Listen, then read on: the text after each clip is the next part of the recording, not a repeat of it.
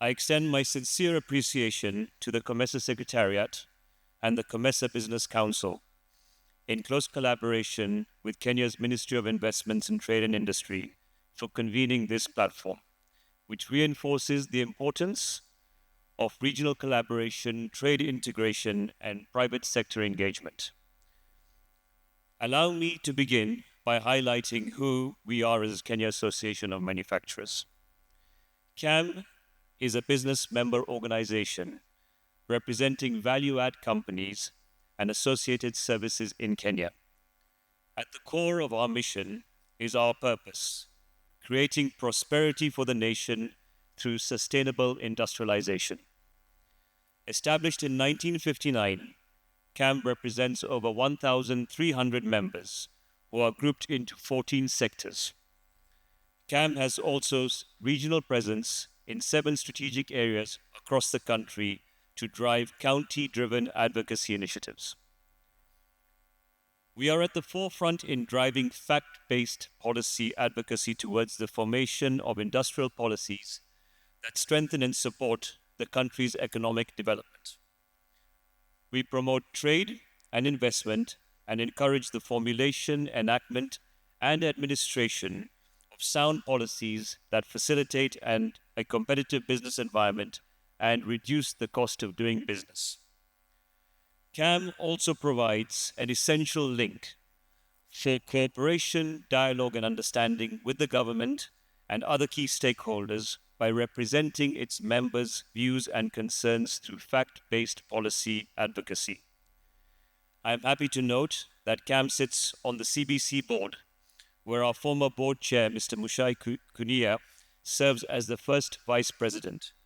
This demonstrates that collaboration between the private sector and the regional blocs is vital in achieving inclusive growth and development by leveraging combined experience, mobilizing resources, and fostering innovation to unlock economic opportunities and to address shared challenges. The partnership creates a public-private ecosystem, finances infrastructure, boosts trade, improves market access, and facilitates policy alignment to build prosperous, interconnected regions. The importance of collaboration between private sector and the regional blocs. Comesa is one of Kenya's key markets and a significant source of raw materials. Overall, Africa accounts about 42% of Kenya's export market. Comesa makes up 11% of this, behind the East African community, which makes up 30%, and the rest of Africa at just 1%. It's worth noting that all EAC members, except one, are also members of Comesa, making both regional blocs vital to Kenya's economy. This highlights the need for us to strengthen our ability to source goods from within Comesa. By increasing the current 11% sourcing from African markets, we can significantly boost intra-Comesa trade. Looking ahead, the TFTA, which unites the EAC, Comesa, and SADC, are expected to play a crucial role in addressing the challenges of overlapping memberships, while also expanding the opportunities of Kenya and other Comesa members to benefit more from regional integration. Manufacturing is central to economic transformation across Comesa members. Here in Kenya, the sector contributes to employment, value addition, and regional exports. At KAM, we strongly believe that industrialization is the engine for inclusive growth, and we are committed to deepening our role and driving sustainable, competitive manufacturing across the region. This is why we actively participate in regional and international engagements such as these, and it presents us with a unique opportunity to engage other countries and businesses and develop strategies to leverage shared markets, harmonize policies, and collective industrial strategies. Our participation is driven by Kenya's position as a manufacturing hub in the region and a key player in Comesa. However, there still lies immense potential within the region, which boasts a population of 560 million people and 780 billion in GDP. That's in dollars. This includes EAC's population and GDP. Intra-Comesa trade is still low. It currently stands at 14%. Regrettably, we are trading more with non-Comesa countries than we are within ourselves. It is imperative for us to leverage opportunities to develop regional value chains in both manufacturing and in agro-processing.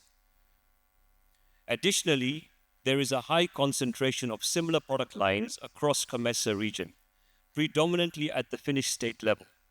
Herein lies the opportunities to create diversity through backward and forward integration that enables us not only to trade in raw and finished materials, but also in intermediary products.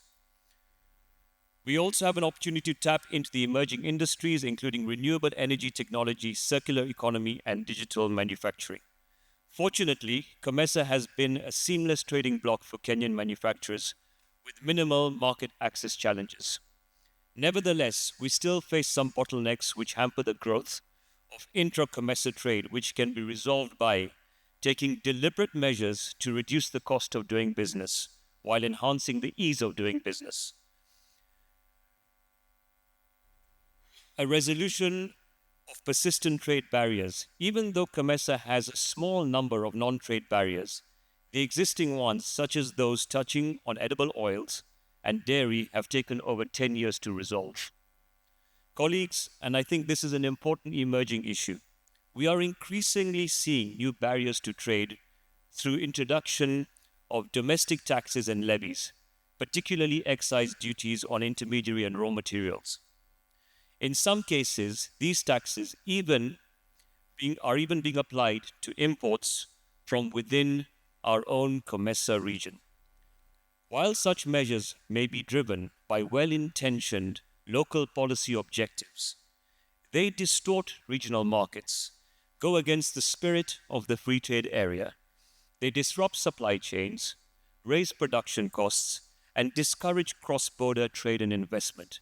Ultimately, they weaken the very integration we have all worked so hard to achieve. If left unchecked, these protectionist actions could invite retaliation and undo years of progress.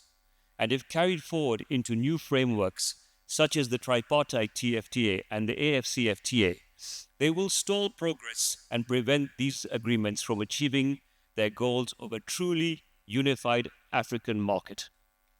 I urge all member states to align their domestic tax policies with our regional commitments and to exclude such measures from future trade frameworks. Let us preserve the integrity of Comesa and ensure our free trade areas remain truly free. The average double-digit interest rates in the region are also too high to support the manufacturing sector, which is capital intensive. Most manufacturers' projects are long-term investments requiring affordable and patient capital. Not all all member states are members of Comesa. As Africa moves towards the implementation of AFCFTA, it would be strategic to ensure that Comesa countries take advantage of the already existing markets within themselves. This calls for Comesa to rally all her members to liberalize their markets under Comesa Free Trade Area. As I conclude, Comesa presents an immense opportunity for Kenya's manufacturing sector, not just as a market, but as a partner in building a more integrated, self-sustaining regional economy. As the Kenya Association of Manufacturers, we recognize that stronger regional value chain, harmonized standards, and improved trade facilitation are not just aspirations, but necessities. To fully harness the potential of Comesa, we must all collaborate, governments, private sector, and development partners alike, to remove barriers, align policies, and unlock investments that drive industrial growth. Let us move forward with a shared commitment to building a competitive and resilient manufacturing sector powered by regional cooperation and innovation. Comesa is our platform for progress,